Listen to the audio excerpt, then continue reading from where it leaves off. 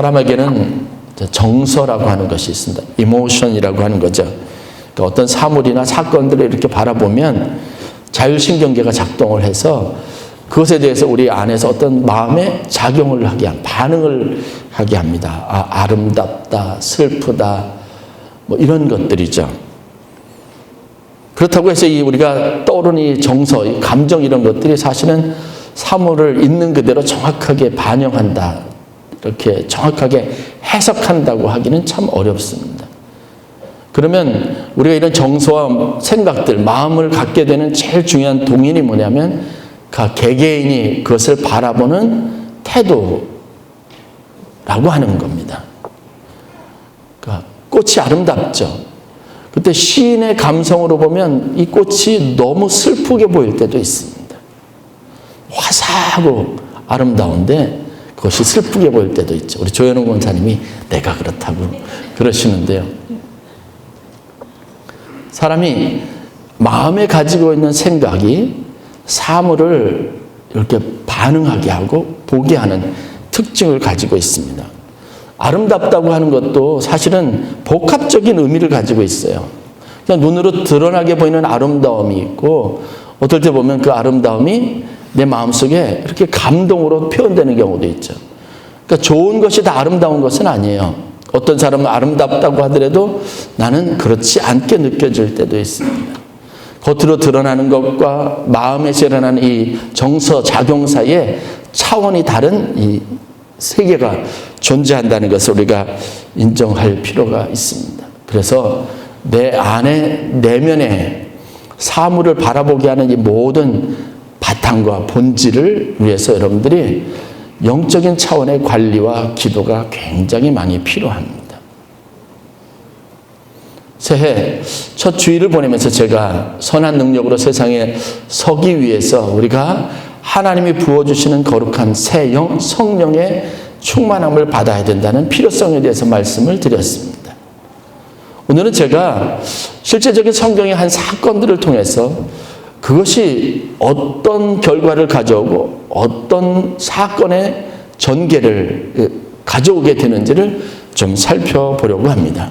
그래서 저는 여러분들에게 좀 더 성령의 은혜를 사모하고 기도할 수 있는 마음의 동요와 결단이 일어나기를 바라는 마음을 갖습니다.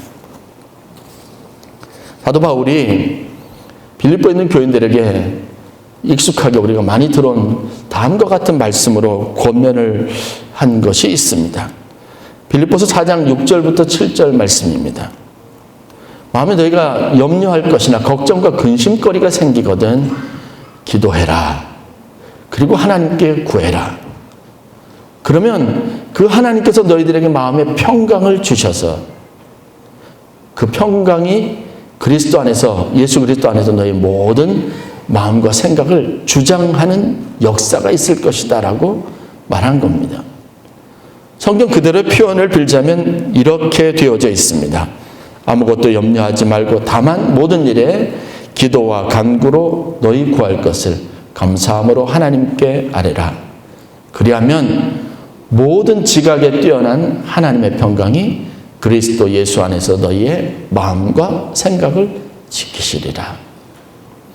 제가 설교 시간에 유독 많이 인용하는 본문이기도 합니다. 우리 내면의 마음에 그리스도께서 하나님 주신 평강이 가득하도록 하나님께서 우리의 마음을 주관하시고 우리의 마음을 마음대로 하시도록 우리의 생각, 떠오르는 생각을 하나님께서 그냥 가져다 주시도록 느낌도 그분이 우리에게 선물해 주시도록 기도를 많이 해야 합니다. 이런 일련의 이 복된 삶을 살았던 대표적인 인물이 다윗이죠. 다윗은 그에게 자동적으로 떠오르는 어떤 마음의 묵상이 있어서 모든 상황들을 그런 시각으로 보았습니다. 다윗의 시편을 보면 그런 다윗의 상황들과 그 마음과 생각, 그의 영적인 상태들을 그대로 잘 표현해 놓은 많은 고백들을 볼 수 있는데 그가 황무지, 그냥 적막한 곳에서 누웠을 때도 그에게 둘러싸여 있는 바위들은요, 마치 하나님이 자신의 인생에 둘러싸여 안전하게 하신 견고한 진과 같았다. 산성과 같았다라고 고백하고 있습니다. 밤하늘에 처량하게 지붕도 없는 곳에서 피신하면서 도망자로 살아야 되는 그런 자신의 처지를 비관하지 않고요. 그렇게 뻥 뚫리는 하늘에서 떠오르는 달과 별들을 바라보면서 무수히 쏟아지는 별들을 보면서 하나님이 나를 보고 기뻐하시는구나. 하나님의 거룩한 빛과 따뜻함이 내 이불이 되고 내 인생을 덮고 있구나라고 묵상을 할 수 있었습니다. 여러분의 마음에 괴로움을 가지고 살아가는 날이 아니라 2020년 아주 대다수의 시간들이 여러분들에게는 하나님이 주시는 특별한 마음의 해석이 있어서 여러분들의 마음의 정서를 하나님께서 주관하셔서 평강, 기쁨, 성령의 이 9가지 열매들을 다 매일매일 삶 속에 경험하는 놀라운 축복이 있기를 주의 이름으로 간절히 축원합니다. 영적인 관심, 신앙적인 관심을 가져야 될 이유가 바로 여기에 있습니다. 저는 오늘 사무엘상 19장 이야기를 통해서 사무엘과 다윗이라고 하는 이 특별한 성경의 인물들을 그리고 그들이 형성했던 공동체가 가지고 있던 신비한 능력에 대해서 잠깐 여러분들에게 소개를 하려고 합니다. 본문에 보면 중요한 지명이 하나 나오는데 바로 라마 나옅이라고 하는 지명입니다. 영어 성경에는 나옅 앳 라마라고 되어 있습니다. 그러면 이것이 한 단어가 아니라 라마라고 하는 곳에 있는 나옅이라고 하는 분리된 의미를 가지고 있다는 것을 알 수 있을 겁니다. 라마는 지역 혹은 도시의 이름이라고 할 수 있습니다. 예루살렘에서 북쪽으로 8km 정도 떨어져 있는 에브라임 산지에 있는 한 지역 혹은 도시의 이름입니다. 여기는 에브라임 산지 하면 사무엘의 고향이고 그래서 라마는 사무엘의 고향 혹은 사무엘학과 연관 지어져 사용할 수 있는 아주 많이 익숙한 이름이기도 합니다. 그런데 이곳에 나옅이라고 하는 것이 있다고 성경이 말하고 있습니다. 나옅은 고유명사로 사용되지만 나옅이라고 하는 말은 히브리어입니다. 나옅이라고 하는 말의 의미는 히브리어로 처소, 쉽게 말하면 누군가가 머무르거나 혹은 살고 있는 곳이라고 하는 의미를 가지고 있으니까 라마 나옅 그러면 오늘 보는 것처럼 다윗과 사무엘이 있었던 곳, 더 정확하게 사무엘이 사울을 왕으로 세우고 그리고 그 인생 후반기 마지막 시간을 보냈던 곳이라고 하는 의미를 가지고 있어요. 여기에 다윗이 도망을 가고 피신을 하였던 겁니다. 그런데 이곳이 신비한 곳이었습니다. 그러면 잘 들어보세요. 라마 나옅이라고 하는 곳에 사무엘이 살았는데 사울 왕의 그 집요한 추격을 피해서 다윗을 죽이려고 하는 음모를 피해서 다윗이 처음으로 도망을 갔던 곳이 바로 사무엘이 머물러 있었던 이 라마 나옅이었던 겁니다. 그리고 그 라마 나옅에서 다윗이 한동안 거처했습니다. 이 이야기를 사울 왕이 여러 가지 소식통을 통해서 전해 들었습니다. 죽이려고 했던 다윗이 어느 날 사라졌는데 그가 사무엘이 있는 곳 라마에 있는 라마 나옅에 있다 하더라 라고 하는 보고가 들어온 겁니다. 즉 사무엘이 라마에 그와 함께 있었던 사람들과 함께 머물렀던 거처 사무엘 공동체, 저는 이렇게 좀 부르고 싶습니다. 라마 나옅은 사무엘 공동체입니다. 그곳에 사람들과 함께 있는데 그곳으로 다윗이 숨어 들어갔다는 이야기를 듣고 사울이 전령들을 보냈다, 사람들을 보냈다 그러는데 제가 봐서는 그냥 편지를 써서 사울 왕이 당신을 초청하니까 오십시오라고 했던 건 아닌 것 같고 완력을 사용해서 다윗을 강제로 데리고 갈 수 있는 그런 어느 정도 훈련되고 무장된 군인들이 아닐까 싶은 생각이 있습니다. 그것을 보냈습니다. 그런데 이 사람들이 가면 오지를 않아요. 그렇게 하기를 3번을 반복해서 사람들을 보냈습니다. 그런데 다 돌아오지 않았습니다. 무슨 일이 있었던 걸까요? 성경에 보면 이런 일이 있었습니다. 이 전령들이 사울왕의 명을 받고 라마 나얏 사무엘이 있었던 곳 그 공동체로 가는데 그곳에 이르자 그 안에서 사무엘이 중간에 서고 거기에 많은 사람들이 모여서 예언하는 것 혹은 예배하는 것, 찬양하는 것을 보았습니다.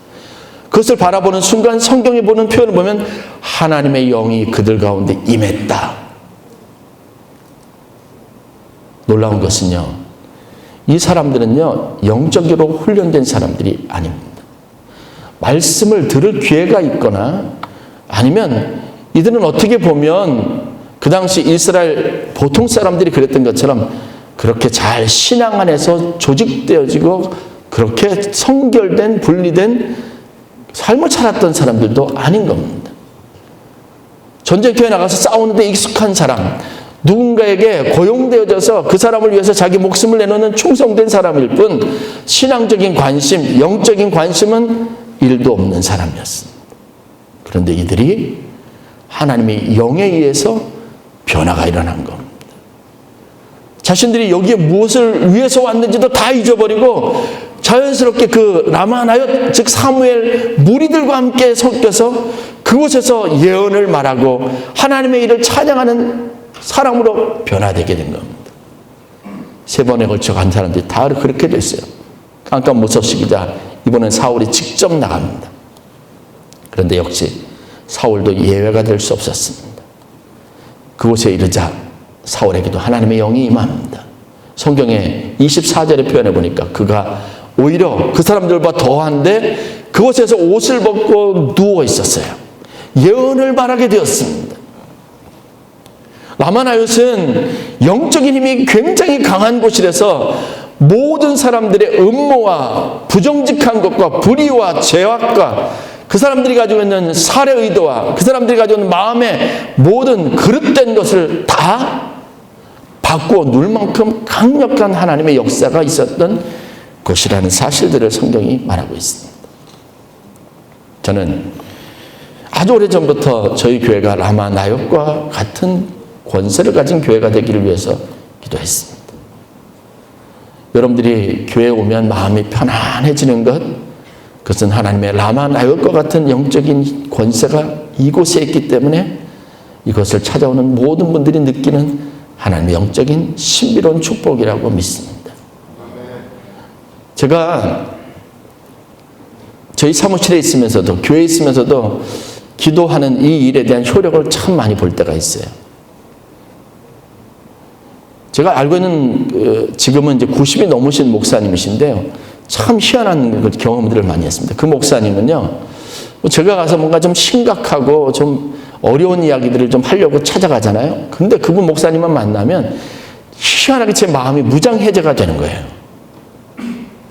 그리고 그 목사님에게 어려운 얘기, 뭐 나쁜 얘기, 부정적인 얘기 한마디도 못하고 가기만 하면 막 목사님 좋은 얘기, 막 그 다음에 내게 일어난 좋은 일들만 한참 얘기하다가 돌아옵니다. 기분이 좋아져서 나오다 보면 정작 중요한 건 제 용건은 말하지 못하고 돌아오는 거예요. 느낀 게 뭐냐면, 이 마음이라는 게 그렇게 누구 앞에 가면 무력하게 되는 순간이 있구나 하는 생각을 가져요. 제가 사무실에 있으면 기도하는 거예요. 목사님, 하나님, 이곳이 라마 나얏과 같고 교회가 라마 나얏과 같아서 따지고 싶고 저한테 막 뭔가 막 불평을 쏟아놓고 싶고 그리고 저한테 막 공격적으로 하고 싶은 분들이 딱 사무실에 들어오는 순간 그 마음이 녹아 무너지게 그렇게 해달라고 기도합니다. 마음에 험한 생각이 있던 분들이 그게 자기도 모르게 다 무장해제되고 사라지는 역사가 있게 해달라고 기도합니다. 여러분들 표정 얘기를 제가 가끔 하는데요. 제가 기도할 때 여러분들이 어떤 세상에서 어떤 염려와 근심과 걱정거리를 가지고 오든 이 성전에 딱 들어오는 순간 그것들이 자연스럽게 의도하지 않더라도 나갈 때는 어느 순간인가 소멸되고 절망이 이제는 안 된다라고 했던 생각이 그래서 힘들다라고 했던 느낌이 자연스럽고 이제 뭔가 될 것 같다는 소망으로 바뀌기를 위해서 기도하고 있습니다. 바로 라마 나얏에 이르러 있었던 기적입니다. 이들은 영적일 수 없는 사람들이지만 그들은 살해 의도를 가지고 죽이려고 찾아왔던 사람이고 잡아가려고 찾아왔던 사람이지만 그러한 것들은 소멸되어지고 그들의 마음에는 하나님의 거룩한 영이 임하서 그들의 행동을 결정하고 그들의 행위를 만들어간 겁니다. 여러분, 우리 스스로 태도를 바꾸고 기질을 바꾸기 위해서 얼마나 많이 노력했습니까? 그런데 우리는 매 순간 실패했습니다. 그렇다면 이제는 기도 제목을 삼으시길 바랍니다. 하나님, 내게 라마 나역과 같은 영적인 권세를 달라고 기도하시기를 바랍니다. 여러분의 가정이 평화가 없고 기쁨이 없고 매일 만나면 싸우고 다투고 늘 언제나 누군가에게 잔소리하고 시끄럽고 평안한 곳이 되지 못하면 여러분, 기도를 하세요. 하나님, 우리 집이 라마 나역과 같은 곳이 되게 하세요. 여러분의 기도가 쌓이면 그 영적인 힘이 가정에 들어오는 자녀들에게도 또 배우자에게도 그대로 투영되게 되어져 있습니다. 교회는 그렇게 해서 힘을 갖는 겁니다. 그렇게 해서 세상에 두드러지는 겁니다. 사람들에게 하나님의 영광을 나타내고 보여지게 되어져 있습니다. 라마나요에서는 또한 흩어진 사람들, 각각 다른 사람들이 하나 되게 하는, 뭉치게 하고 일치를 이루게 하는 영적인 힘이 있는 곳이었습니다. 사무엘이 대단하지 않습니까? 그 사람 한 사람이 시작했던 기도 처소, 기도 운동이 그가 하나님에 대해서 선포했던 말씀과 그가 삶을 통해서 경험했던 경험들을 가지고 그가 일으켰던 예배 운동이 그것이 찾아오는 많은 사람들의 기질을 바꾸고 그들의 미래를 바꾸고 생각을 바꾸고 그들이 가지고 있는 의도를 바꾸고 그들의 정서를 다 바꾸었습니다. 역사적으로 사무엘 공동체는 다양한 방식으로 새로운 공동체를 출현시켰습니다. 여러분 잘 아는 초대교회 공동체가 바로 사무엘 공동체 재판이었습니다. 거기에서는 다양한 사람들이 모였습니다. 언어도 달랐고 피부도 달랐고 그들이 인종도 달랐습니다. 그런데 일치가 이루어졌습니다. 하나님의 거룩한 영이 그들 가운데 임하게 될 때 그랬습니다. 생각이 달라서 서로 다투고 대결하게 될 때, 갈등이 생기게 될 때, 그래서 여러분 기도가 효율적일 수 있습니다. 하나님, 저 사람과 내 생각이 같아지게 해달라고. 대신 하나님, 저 사람 마음 생각하는 게 내 생각대로 저 사람이 변하게 해달라고 기도하면 안 돼요. 그것은 하나님의 뜻대로 하는 기도가 아니니까요. 하나님, 하나님이 원하시면 저 사람과 내가 마음을 같이 하게 해달라고 기도하셔야 합니다. 성경을 가만히 읽으면서 이후에 다윗의 인생에 그가 처음 도망해서 머물렀던 라마나요에서는 두고두고 그의 인생의 도망자로서의 새로운 차원의 삶을 살아가도록 해줬던 그런 축복의 장소가 아니었나는 묵상들을 제가 가질 수 있었습니다. 하나님의 교회에서 여러분들이 공급받는 영적인 힘은 여러분들이 인생의 아주 다양한 영역에서 아주 많은 곳에서 굉장히 실제적이고 치밀하게 역사하는 힘이 있다는 믿음을 가지시기를 주의 이름으로 간절히 축원합니다. 성령을 사모하시지 않으면 안 되는 거예요.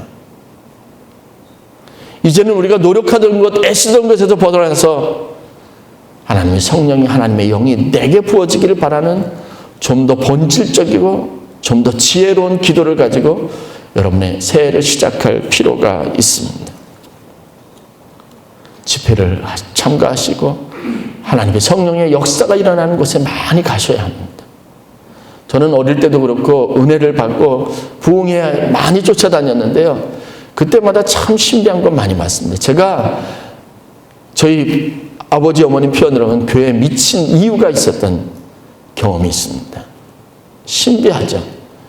그 원수지간이던 사람이 서로 부둥켜 안고 늘 불평과 불만이던 사람이 그렇게 자기 지도자에 같이 힘을 보태서 동역하는 일도 일어나고요. 소심하고 말도 없었던 사람이 적극적인 사람으로 바뀌고요. 그리고 늘 언제나 독단적인 사람이 돌아봐서 뒤에 낙오되는 사람들을 챙기는 사람으로 변화되고요. 교회가 일치적으로 단결된 힘을 가지고 하나님의 거룩한 목적을 위해서 으쌰으쌰 하는 모습들을 보게 돼요. 평상시 교회 일과는 거리가 멀었던 사람이 어느 날 보면 봉사하는 자리에 와 있고, 사람의 결단과 사람이 가지고 있는 계산으로 치밀하고는 이룰 수 없는, 도달할 수 없는 목표에 이르게 하시는 이가 바로 성령님 하나님이십니다. 성령의 불이 뜨거우면 거기에 외부에 있었던 모든 개인적인 것들이 다 그 안에 녹아지게 되어져 있습니다. 미국이라고 하는 이 큰 나라가 멜팅팟, 모든 것을 다 녹이는 용광로와 같은 힘을 갖는다 그러는데요. 여러분, 신앙 공동체가 이 강력한 힘을 가져야 합니다. 누구든지 이런 사람도 저런 사람도 어떤 사람도 다 품을 수 있는, 하나 되게 할 수 있는, 그들의 차이나 다름에 대해서 민감하지 않고 그들과 우리가 하나인 이유가 더 많아지는 거룩한 신앙 공동체가 되게 하시는 이가 바로 성령님이십니다. 라마나요, 하나님의 영이 그들에게 임하고 저들에게 임하고 그들을 무력화시키고 사울 왕의 살해 의도를 무용지물로 만드는 이 놀라운 역사의 현장에 여러분들이 하나님의 위대하심을 보실 수 있기를 주의 이름으로 간절히 축원합니다. 여러분, 기도하세요. 대표 기도자도 라마나요과 같은 교회가 되게 해달라고 늘 기도하시기를 부탁을 드립니다. 라마나요과 같은 자녀의 삶, 라마나요과 같은 내 개인의 삶, 라마나요과 같은 가정, 라마나요과 같은 교회, 라마나요과 같은 나라와 민족을 꿈꾸는 성도들이 되실 수 있기를 간절히 축원합니다. 유진 벨 선교사님, 4대에 걸쳐서 대한민국 한국 땅을 섬기는 선교사 가정입니다. 그 증손자가 되는 인요한 교수님이라고 하는 분이 있습니다. 제가 마음에 품어서 언젠가 한번 이분을 꼭 우리 교회에 모시고 와서 강의하게 해야 되겠다 계획을 가지고 있습니다. 지금 전라남도 순천에 요즘 방송에도 가끔 등장을 하시는데, 이분이 선교사 가정에서 MK로 쭉 자라고 성장하면서 한국을 사랑하고 한국을 좋아하는데 한국말을 거의 퍼펙트하게 합니다. 완벽하게 합니다. 이분이 장로교 총회 설립 100주년 기념대회에 가서 축사를 하면서 자기 아버지였던 윌리엄 린튼이라고 하는 그 선교사가 한국 땅을 바라보면서 남겼던 그 글을 하나 인용하면서 소개한 적이 있습니다. 그러면서 한국 교회에 축사하고 도전했던 내용이 있습니다. 그 글이 내용이 무엇이냐면, 독립운동 한참 일제치하에서 독립을 하던 당시에 한국 기독교인의 숫자가 2%도 채 안 됐다고 해요. 그런데 이 2%의 기독교인이 무엇을 했냐면 대한 독립, 조선의 독립을 앞장시키는 위대한 일을 했다는 거예요. 독립운동에 앞장섰던 20%의 지도자가 기독교인입니다. 그러니까 그 눈을 씻고 찾아도 보기 힘든 기독교인들, 숨어있던 기독교인들이 나라의 독립이라고 하는 이 역사적인 현장에 대부분 거기 매달려 있어서 그 일에 다 같이 일어난 겁니다. 교회의 영향력은 이와 같다라고 도전한 거죠. 아무리 작은 소수라도 하나님의 성령이 함께하는 사람이면 그 사회 전체에 지대하고 막대한 영향력을 끼칠 수 있다고 말한 겁니다. 아브라함의 아들의 이삭이 참 복을 많이 받고 하나님의 형통하게 한 축복을 받았던 사람입니다. 이삭의 인생에서 저는 주목해 보는 것이 뭐냐면, 그가 가지고 있었던 믿음의 영향력이 얼마나 그 땅에 있는 모든 사람들의 삶에 지대한 영향을 미쳤는지를 보는 겁니다. 사실 이삭은요, 기근이 있었을 때 애굽으로 이주하지 않고 아버지 유언대로 그 땅에서 하나님이 주신 약속의 땅에서 그 땅에 머물면서 그랄 땅에서 계속 그렇게 삶을 선택해서 살았습니다. 성경에 보면 하나님께서 이삭에게 축복하셔서 그가 샘을 파서 그 기근이 한참에, 기근이라는 것은 물이 없어서 무엇인가 생산을 할 수 없는 기반이 무너진 상황을 말하지 않습니까? 우물을 팠는데 물이 얼마나 마르지 않고 잘 나왔는지 가축을 먹이죠. 그리고 그가 있었던 곳에 농사를 짓고 풀이 자라게 하고 수확물이 있었습니다. 같은 지역에 살았던 민족들이 있는데 아비멜렉 왕이라고 하는 왕을 중심으로 여러 종족들이 그때 같이 그랄 땅에 거주했는데 이걸 보니까 참 신기하기도 하면서 욕심이 나는 거예요. 우리는 저렇게 힘든데 저 사람은 왜 이렇게 아무 문제 없이 걱정 없이 살까? 그래서 그 땅을 뺏으려고 시도했습니다. 여러 번 시도했습니다. 쫓아내는 거죠. 이삭은요, 억울한 일을 당했는데도요, 분노하고 다투지 않고요, 주저하지 않고 그 우물을 중심으로 자기 정착지를 떠나서 다른 곳에 가서 또 정착했습니다. 그리고 그 땅을 판 거죠. 우물을 파는 거죠. 하지 않아도 될 일을 반복해서 하는 겁니다. 그런데 믿음으로 하나님이 주실 것을 바라고 지금껏 하나님이 주셨으니까 믿음으로 그렇게 살았습니다. 그렇게 해서 5번째, 6번째 이동했는데 결국은 아비멜렉 왕과 다른 족장들이 어느 날 갑자기 이삭을 찾아와요. 그리고 뭐라고 했는지 아십니까? 하나님께서 당신에게 복을 주시는 것을 보았다는 겁니다.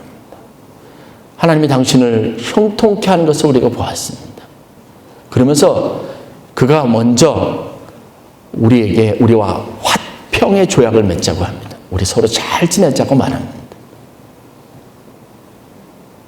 결국은 이삭이 억울한 사정을 가지고 이주했던 그 땅, 다 샘이 터졌던 곳에 누가 살았습니까? 블레셋 사람들이 살았습니다. 기근의 때에 이삭에게 축복하셨던 축복이 블레셋 사람들의 축복이 된 거예요. 여러분, 하나님 우리에게 마음에 심어주신 비전은 바로 그겁니다. 선한 영향력이라고 하는 비전은 바로 이겁니다. 나만 잘되고 나만 도드러지게 복되고 다른 사람들은 그냥 절망 속에서 고통 속에서 아우성치는 그런 도드라진 축복이 선한 영향력이 아니라 내 축복이 때로는 내 삶에 고통과 어려움이 있다 할지라도 그러나 그래서 내가 감당해야 될 수고가 있다면 그 수고를 아끼지 않아서 다른 사람들도 내 차원의 축복을 같이 누리게 되는 거, 바로 이삭의 축복이 땅에 있는 모든 사람들에게 나누어지는 것이 하나님 우리에게 기대하시는 영향력입니다. 선한 능력은 사람들에게 자랑하는 자랑거리가 아닙니다. 사람들에게 보여줘야 될 내가 과시하고 싶은 그 어떤 것도 아닙니다. 그런데 우리가 믿음 생활하면서 얼마나 많이 우리의 축복은 과시욕이라고 하는 포장되어 있는 사람들에게 보여지는 자랑거리로 자꾸 전락해 있는지 몰라요.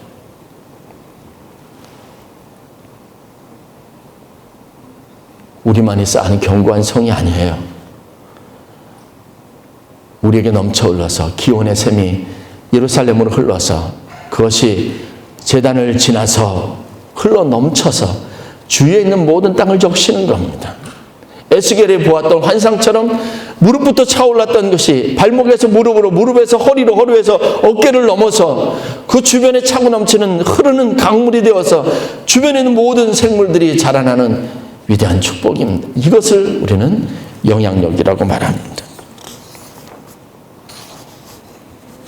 저는 이런 꿈을 가지고 여러분들이 가지고 있는 긍정적인 생각과 한국 사회를 바라보는 아름다운 모습이 염려하고 기도하는 그 기도가 이 땅의 근심과 걱정, 절망으로 가득한 모든 사람들의 마음에 닿아서 흘러넘쳐서 이 땅에 위대한 다시 품을 소망을 갖는 놀라운 변화가 일어날 수 있기를 주의 이름으로 간절히 축원합니다.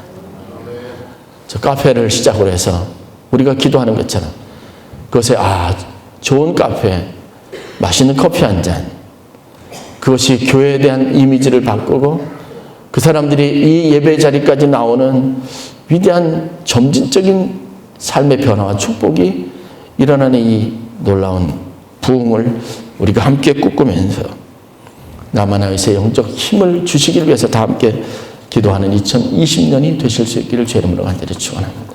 분명한 것은 그리스도께서 우리 마음에 주인이 되시지 않으면, 성령이 우리에게 부어지지 않으면 우리는 여전히 가난하고 우리의 기근은 여전히 우리의 인생을 삼킬 것이며 평안과 기쁨과 희락과 화평과 충성과 온유와 절제, 이와 같은 성령의 열매는 성경에만 기록되어져 있는, 사장되어져 있는, 묻혀져 있는 축복일 뿐 내 것이 될 수 없다는 사실에 대한 인식이 분명해야 합니다. 악한 사람을 선하게 만드는 것, 신앙이 확신이 없던 사람들이 신앙의 확신을 가지게 되는 것, 하나님을 경험하는 것, 하나님의 일을 위하여 모두가 일어나는 것, 그런 아멘교회 성도들의 삶, 가정을 다 함께 꿈꾸는 귀한 새해가 되실 수 있기를 간절히 축원합니다. 기도하겠습니다.